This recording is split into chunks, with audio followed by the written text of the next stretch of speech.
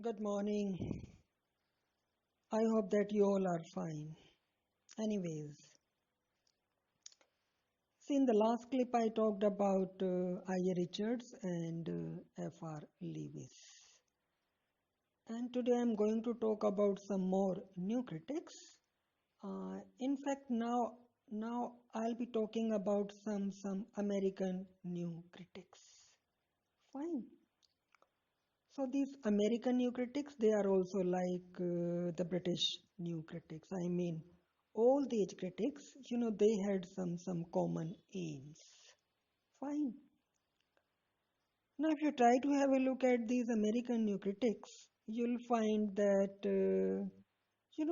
they attacked the whole concept of historical criticism and they issued anti-historical manifestos. Fine. Now you will find that these American new critics, they were basically disappointed over the fact that the study of literature became the study of history, biography, or sociology rather than the study of the literary work itself. Means more focus was on history, biography, or sociology rather than on the literary work itself, and that's why they were highly disappointed with this analysis or with this tradition. Fine. Now, these new critics, they basically see a poem as a timeless structure of meanings. A poem is a timeless structure of meanings. Fine. And, they focused on a poem or other literary work as an artistic object having some values in itself. Fine. So to them, any poem or any other literary work, it is an artistic object and it has some values in itself. Fine. And that's why they rejected the intentions of the author and the emotional response of the readers. Why? Because these factors, I mean the intentions of the author and the emotional response of the readers, these factors cannot give a true or reliable interpretation to a literary work, or they cannot give a reliable interpretation of a literary work. Fine. So let us begin with John Crow Ransom. And you know very well that he was a leading theorist of new criticism.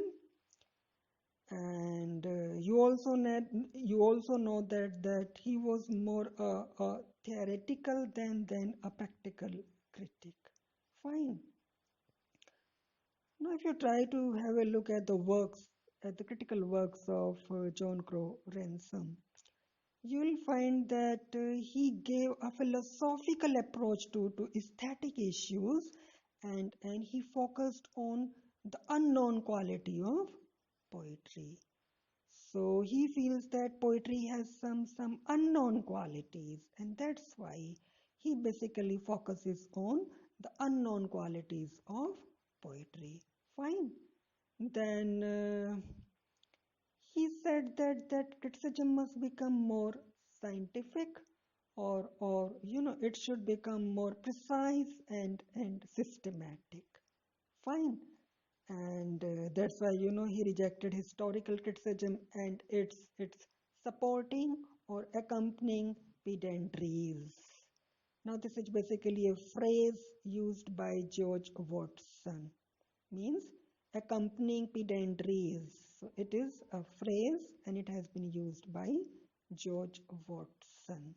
Fine, I repeat, he rejected historical criticism and its accompanying pedantries. Fine.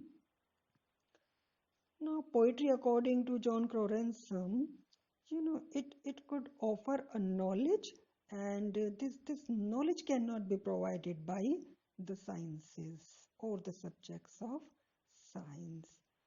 So, in this way, we can say that he carries forward the legacy of T.S. Eliot and I.A. Richards. So what Eliot and Richards did, they tried to turn criticism into a science, and somehow, the same thing is being done by, John Crow Ransom. So we can say that, he's taking the legacy of these critics forward. Fine. Now, again, if you talk about John Crow Ransom, you'll find that his basic argument is that of poetry. And in poetry also, his basic argument is that poetry consists of texture and structure. Now try to understand seriously. So the basic argument of John Crow Ransom is that poetry consists of both texture and structure, right? Now he finds differences between texture and structure of a poem. Now what is a texture and what is a structure? See, try to understand. See, the texture is the quality of expression enriched by metaphorical devices like images and symbols. Fine. So this texture, it is the quality of expression, and it is enriched by some metaphorical devices like images and symbols. But on the other hand, structure it is a paraphrasable argument. It is a paraphrasable argument. Fine. Now, if you talk about scientific discourse, Ransom feels that scientific discourse is structure, not texture. Why? Because it deals in generalities, not particularities. Because it deals in generalities, not particularities. Fine. And if you talk about poetry, it has both structure and texture. Simply because it deals in generalities and particularities both. I hope the difference is clear to you people. Fine. Then, Ransom wrote an essay. And the name of the essay is Poetry, a Note in Ontology. So in this essay, Poetry and Not in Ontology, he basically divides poetry into three groups. Number one, physical poetry. Number two, Platonic poetry. And number three, bogus poetry. Now what is physical poetry? See, physical poetry is the poetry that uses hard, clear and accurate images. Say for example, The Wasteland written by T.S. Eliot. In it you can find some hard, clear and accurate images like, we have the images of some unreal cities like Athens, Vienna, London and Paris. Then we have the images of the banks of the Thames River. Then we have the images of some people, some people, I mean, who come to these banks for merrymaking. And then we have the images of, trams and motor cars. So we have some clear and accurate and hard images. Fine. So this is physical poetry. Then the other one is Platonic poetry. Now, Platonic poetry is the poetry that induces in readers a moral and ethical attitude. A moral and ethical attitude. Say, for example, the Holy Sonnets of John Donne, or it may be any poem, which gives a moral lesson or some ethical instruction, right? Then the third one is bogus poetry. Now, bogus poetry is, this is mere sentimental effusion. This is merely sentimental effusion. Now, it is very typical to categorize this bogus poetry. The romantics, I mean, the poems of the romantics. Would you like to call them, uh, Would you like to call them, the poems which can be included in the category of bogus poetry? So it is up to you. But I think, poems like "Oh, my love is like red, red rose," written by Robert Burns, it is a display of the sentiments of the lover. So this may be, an example of bogus poetry, not strictly, but somehow loosely, right? Then, if you remember, John Crow Ransom, he wrote an anthology and he wrote it in collaboration with Clint Brooks. And the name of the anthology is Understanding Poetry. And it was published in 1938. Right. Now, in this anthology, the two authors, they basically focus on the intellectual and imaginative skills which are required to understand poetry. Now, it is not easy to understand any poem. In order to understand any poem, you need some imaginative skills, and at the same time, you need some intellectual skills also. Right. So in this book, they basically focus on some intellectual and imaginative skills to understand poetry. Right. And this book is the best example, I mean, for those people who are trying to understand poetry. I mean, it tells us how to teach and how to read and how to interpret a poem or how to interpret poetry. So this may be a basic book for the learners of poetry. You cannot read poetry in a way as you can read a short story or any simple speech.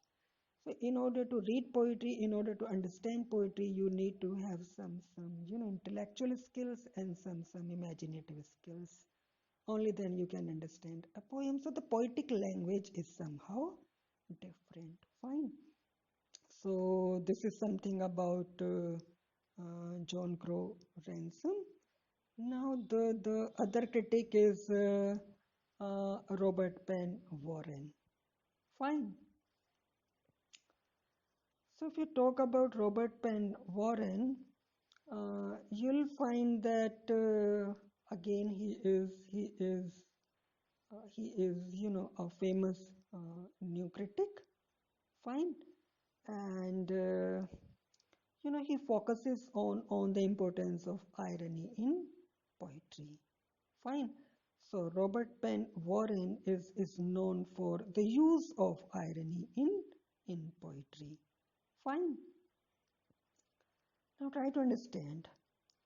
Warren feels that a love poem, it must not be a traditional love poem suffused with sentimental sloppiness.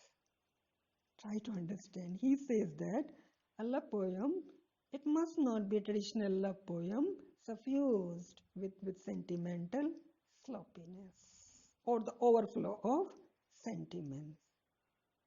Why? Simply because a modern skeptical reader may ridicule it. Getting the point? Simply because a modern and skeptical reader can ridicule this sentimental sloppiness in a love poem. Right? So what should be done to escape it? Or what should be done to escape this situation? See, he says that to escape this situation, an ironic counter statement should be introduced. So if you introduce irony in a poem, the poem cannot be ridiculed because then it will give you extra meanings, deeper meanings, different meanings, or more meanings. Right? So to escape this situation, I mean that it should not be ridiculed. What should be done? An ironic counter statement should be introduced. Fine. Now let us try to understand with the help of the poems of Shelley and John Donne. I hope you love Shelley and I hope you all like John Donne. So far as I'm concerned, I love, John Donne and I like Shelley. Now, what is your opinion? I'm not concerned with it. It may be your own opinion. Fine. What I'm trying to say is that if we compare Shelley and Donne both, the conclusion is that Shelley is inferior to John Donne. Shelley is inferior to John Donne. Why? Now the simple reason is that if you go through the poems of Shelley, you will not find any ironic counter statement, or you will not find much wit or conceits, right? But on the other hand, if you go through the poetry of John Donne, you'll find that his poetry is replete with conceits, metaphysical conceits, wit and irony, and so many literary devices. Getting my point. So, what is the conclusion? The conclusion is that a great poem must use wit and irony to comment on surface meaning.